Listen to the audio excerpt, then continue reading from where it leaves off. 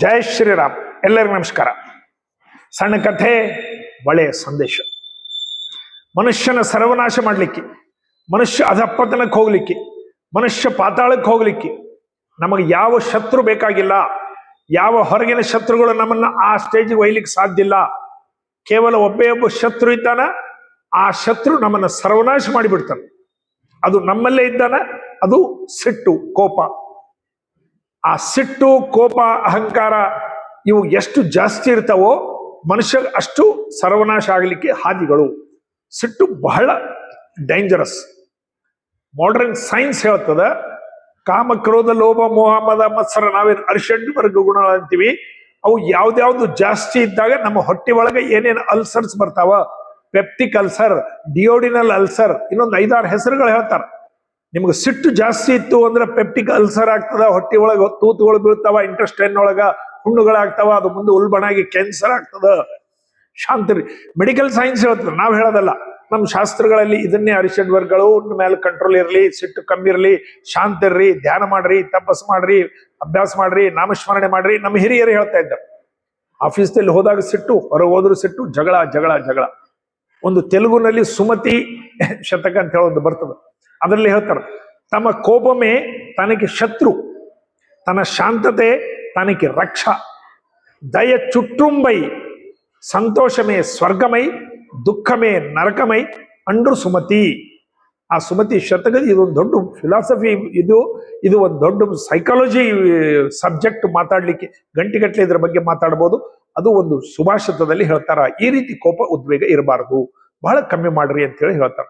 ನನಗೆ ಅನುಭವದ ಒಂದು ಕಥೆ ಜ್ಞಾಪಕ ಬರ್ತದ, ನಮ್ಮ ಸ್ವಂತ ಆಗಿದ್ದ ಘಟನೆ. ಒಬ್ಬ ಮನುಷ್ಯ ನಮ್ಮಲ್ಲಿ ಒಂದು ಕೊಲೆ ಮಾಡಿದ. ಆ ನಡು ಬೇಲೊಳಗೆ ಬಂದಿದ್ದ. ಅವಾಗ ನಾವು ಜೊತೆಗೆ ಮಾತಾಡಿದ್ದು. ಅವ ಏನಂದ್ರೆ, ಒಬ್ಬ ತರ ಒಂದು 10 ಎಕರೆ ಹೊಲ ತಗೊಂಡಿದ್ದ. ಪಾಪ ಆ ಹೊಲದ ರೊಕ್ಕ ಎಲ್ಲ ಕೊಟ್ಟು ಬಿಟ್ಟಿದ್ದ, ರಿಜಿಸ್ಟ್ರೇಷನ್ ಮಾಡಿಸ್ಕೊಂಡಿದ್ದಿಲ್ಲ. ರಿಜಿಸ್ಟ್ರೇಷನ್ ಮಾಡಿಕೊಡು ಅಂದ್ರೆ ಅದು ಇನ್ನೂ 20,000 ಕೊಡು ಅಂದ. ಇಲ್ಲ, ನಾನು ಕೊಟ್ಬಿಟ್ಟಿನ ರೊಕ್ಕ ಎಲ್ಲ ಮತ್ತೆ ಕೊಡ್ಬೇಕು.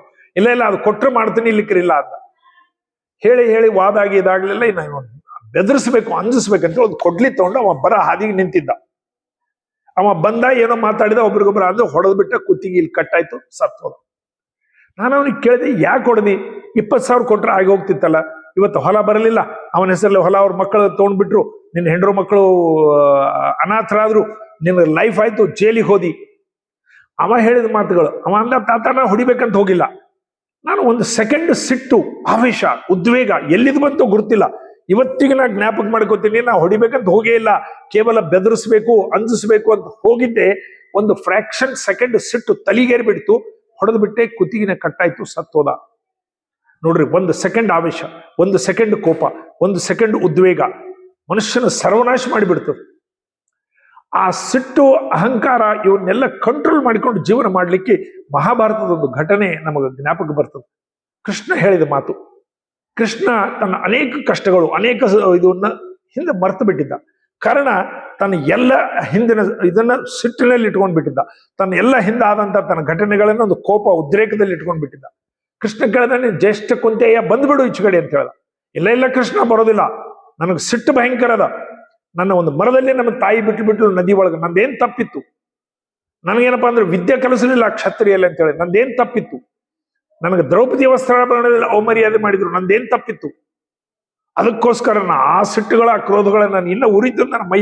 ನಾನು ಅದಕ್ಕೆ ದುರ್ಯೋಧನಗೆ ಸಪೋರ್ಟ್ ಮಾಡ್ತಿದ್ದೇನೆ. ದುರ್ಯೋಧನ ತಪ್ಪೊಂದು ಗುರುತು, ಆದ್ರೂ ನನಗೆ ಆ ಸಿಟ್ಟು, ಆವೇಶ ತಡೀಲಿಕ್ಕೆ ಆಗ್ತಾ ಇಲ್ಲ. ನನ್ನ ಮೇಲೆ ಇಷ್ಟೆಲ್ಲ ತೊಂದರೆಗಳು ಕೊಟ್ಟಿದ್ದಾರೆ ಜನರು, ಸಮಾಜ, ಕಾರಣ ನಾನು ದುರ್ಯೋಧನಗೆ ಸಪೋರ್ಟ್ ಮಾಡ್ತಾ ಇದ್ದೀನಿ.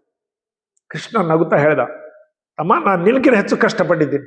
ನನ್ನ ಜನ್ಮ ಜೈಲಿನಲ್ಲಿ ಆಯ್ತು. ಹುಟ್ಟಿದ ದಿವಸ ನಮ್ಮ ತಂದೆ ಆ ಕೂಸಿನ ನನ್ನ ತಂದು ಬೇರೆ ಕಡೆ ಒಪ್ಪಿಸಿದ್ರು.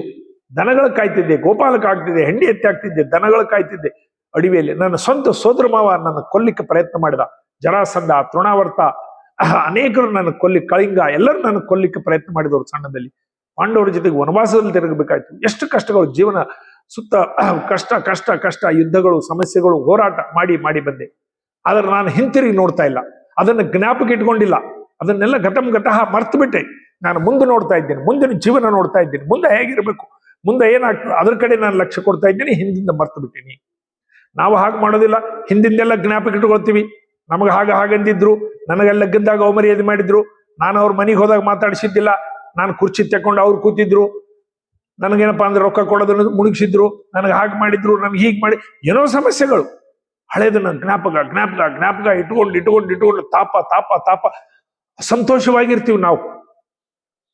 ಗತಃ ಮರ್ತು ಬಿಡಂತಾನೆ ಕೃಷ್ಣ. ಆಯ್ತು ಹೋಯ್ತು ಬಿಟ್ಬಿಡು, ಏನ್ ಮಾಡ್ಲಿಕ್ಕೆ ಬರೋದಿಲ್ಲ, ಅದನ್ನ ರಿವೈಂಡ್ ಮಾಡಿ ಮತ್ತೆ ಇದ್ ಮಾಡ್ಲಿಕ್ಕೆ ಬರೋದಿಲ್ಲ, ಸುಧಾರಿಸಲಿಲ್ಲ, ನಕ್ಬಿಡು, ಒಮ್ಮೆ ಮನಸಾರ ನಕ್ಬಿಡು, ಸಂತೋಷವಾಗಿರು, ಮುಂದೆ ನೋಡು, ನಾಳೆ ಏನು ನೋಡು. ಮಾನವ ಜನ್ಮ ದೊಡ್ಡದು, ಇದು ಖಾಲಿ ಕೈಲಿ ಬಂದೀವಿ, ಖಾಲಿ ಕೈಲಿ ಹೋಗ್ತೀವಿ. ಗೌತಮ್ ಬುದ್ಧ ಹೇಳ್ತಾನೆ, ತಿಂಗಳಿಗೆ 1 ದಿವಸ 1 ಗಂಟೆ ಸ್ಮಶಾನದಲ್ಲಿ ಕೂತು ಬರ್ರಿ, ನಿಮ್ಗೆ ವೇದಾಂತ ಆಟೋಮೆಟಿಕ್ ಆಗಿ ಅರ್ಥ ಆಗ್ತದೆ. ಯಾರ ಮೇಲೆ ಕೋಪ, ಯಾರ ಮೇಲೆ ಸಿಟ್ಟು, ಯಾವ ಆಸ್ತಿ, ಯಾವ ಮನಿ, ಯಾವ್ದಿದು, ಏನು ಮರ್ಯಾದೆ, ಯಾರ ನಿನ್ ದೊಡ್ಡ ಮನುಷ್ಯ, ಎಂತೆಂತ ಅತಿರಿತ ಮಹಾರಥಿಗಳು ಮಣ್ಣಲ್ಲಿ ಕಲ್ತು ಹೋಗ್ಯಾರ, ಇಡೀ ಬೂದಿ ಆಗಿದ್ದಾರೆ ಸ್ಮಶಾನದಲ್ಲಿ, ನೋಡು ಒಮ್ಮೆ ಅಂತ ಹೇಳಿ ಗೌತಮ್ ಬುದ್ಧ ಹೇಳ್ತಾನೆ. ಕಾರಣ ನಾವು ಸದ್ಯ ದಿನನಿತ್ಯ ಜೀವನದಲ್ಲಿ ಕೆಲವನ್ನ ಮರ್ತು ಬಿಡಬೇಕು. ಇರ್ತಾವ ಆ ಉದ್ವೇಗ, ಸಿಟ್ಟು, ಇವು ನಮಗೆ ಉರಿ. ಒಂದು ಬೆಂಕಿ ನಮ್ಮಲ್ಲಿ ಇಟ್ಕೊಂಡ್ರೆ ಅದು ನಮ್ಮನ್ನೇ ಸುಡ್ತದೆ, ಎದುರಿನ ವ್ಯಕ್ತಿ ಏನು ಸುಡೋದಿಲ್ಲ. ಸಿಟ್ಟು ಆತನ ಬಗ್ಗೆ ನಾವು ಇಟ್ಕೊಂಡು, ಕೋಪ ಉದ್ವೇಗ ನಾವು ಮನಸ್ಸಿನಲ್ಲಿ ಇಟ್ಕೊಂಡ್ರೆ ನಮಗೆ ಆತಗೇನು ಗುರ್ತಾಗೋದಿಲ್ಲ. ಆತ ಬರ್ತಾನೆ, ನಮಸ್ಕಾರ ರೀ ಅಂತ, ನಮಸ್ಕಾರ ಅಂತೀವಿ, ಮುಗಿದು ಹೋಗ್ಬಿಡ್ತಾವ, ಸಂತೋಷವಾಗಿ ಮನೆಗೆ ಹೋಗ್ಬಿಡ್ತಾನೆ. ಆದ್ರೆ ನಾವು ಮನೆ ಮುಟ್ಟಿದ ಮೇಲೆ ಸಹಿತ ನಮ್ಮ ತಲೆಯಲ್ಲಿ ಗಿರ್ರ ಅಂತ ತಿರುಗ್ತಾ ಇರ್ತದೆ. ಅದು ನಮಗೆ ತೊಂದರೆ ಕೊಡ್ತದೆ, ನಮ್ಮ ಆರೋಗ್ಯದ ಮೇಲೆ ಪ್ರಭಾವ ಆಗ್ತದೆ, ನಮ್ಮ BP ಹೆಚ್ಚು ಮಾಡ್ತದೆ. BP ಕಾರಣ ಏನು? ನೀವು ಯಾರಿಗೇನು ನೋಡ್ರಿ ಸ್ವಲ್ಪ ಕ್ರ್ಯಾಕ್ ಇದ್ದ, ಸಿಟ್ಟಿದ್ದ ಅಂದ್ರೆ ಹೇಳ್ತಾರೆ, ಅವ್ನು ಏನು BP ಜಾಸ್ತಿ ಅದ, ಎದಕ್ಕೆ ಒದರ್ಲಿಕ್ಕತ್ತಾನಂತ. ಆ ಒದರಿದ್ರೆ BP ಬರ್ತಂತೇಳಿ ಆಲ್ರೆಡಿ ಅವ್ರು ನಿರ್ಣಯ ಮಾಡಿರ್ತಾರೆ. ಅದಕ್ಕೆ ಅಂತ ಯಾಕೆ ಓದಿರ್ತಾರೆ, BP ಹೆಚ್ಚಾಗಿದೆ ನೋಡ್ರಿ ಅವನಿಗೆ ಅಂತ. ಅಂದ್ರೆ ಒದರೋದು, ಆವೇಶ ಮಾಡೋದು, ಉದ್ವೇಗ ಮಾಡೋದು. ನಾವು ಹೊರಗೆ ಹೋಗ್ತಿರ್ತೀವಿ, ಬಸ್ ಸ್ಟ್ಯಾಂಡ್ ನಲ್ಲಿ, ಟ್ರಾಫಿಕ್ ಜಾಮ್ ನಲ್ಲಿ, ಯಾವುದೋ ಒಂದು ವೆಹಿಕಲ್ ಪಾರ್ಕಿಂಗ್ ನಲ್ಲಿ, ಯಾರ ಜೊತೆ ಮಾತಾಡಕಲ್ಗ, ಆಫೀಸ್ನ ಬಾಸಿನ ಜೊತೆ ಅನೇಕ ಸಮಸ್ಯೆಗಳು ಬಂದಾಗ ಉದ್ವೇಗ, ಕೋಪ, ಆವೇಶಕ್ಕೆ ಹೋಗ್ಬೇಡ್ರಿ. ಸ್ವಲ್ಪ ಮಟ್ಟಿಗೆ ಇರಲಿ ಕೋಪ, ಅವಶ್ಯಕತೆ ಎಷ್ಟು ಬೇಕಷ್ಟು. ಎಲ್ಲ ಅರಿಷಡ್ವರ್ಗಗಳು ಸ್ವಲ್ಪ ಇದ್ರೆ ಜಗತ್ತು ನಡೀತದೆ. ಬ್ರಹ್ಮನಲ್ಲಿ ಸಹಿತ ಇರ್ತಂತ ಸ್ವಲ್ಪ ಇರಲಿ, ಅದನ್ನ ಲಿಮಿಟ್ ಮೀರಿ ಹೋಗಬಾರದು. ನಾವು ಶಾಂತವನ್ನ ಕಾಪಾಡ್ಕೊಳ್ಬೇಕು, ಸಮಾಧಾನವಾಗಿರ್ಬೇಕು. ಇದಕ್ಕೆ ಸಾಧನೆ ಬೇಕು, ಜಪ ಮಾಡಬೇಕು, ಧ್ಯಾನ ಮಾಡಬೇಕು, ಏನಾದ್ರೂ ಸಾಧನೆ ಮಾಡ್ಬೇಕು. ಯಾರು ತಲೆ ಮೇಲೆ ಕೈ ಇಟ್ಟರ, ಮಂತ್ರಾಕ್ಷತೆ ಕೊಟ್ರ, ಯಾವುದೇ ಸನ್ಯಾಸಿ ಆಶೀರ್ವಾದ ಮಾಡಿದ್ರ ಈ ಗುಣಗಳು ಆಗೋದಿಲ್ಲ. ನಮ್ಮ ಸಾಧನೆ, ನಮ್ಮ ಪ್ರಯತ್ನ, ಅದರಲ್ಲಿಂದ ನಾವು ಗಳಿಸಬೇಕಿದೆಲ್ಲ ಗುಣಗಳು. ಇದೇ ಜೀವನ. ಭಾರತ್ ಮಾತಾಗಿದೆ. ಎಲ್ಲರಿಗೂ ನಮಸ್ಕಾರ.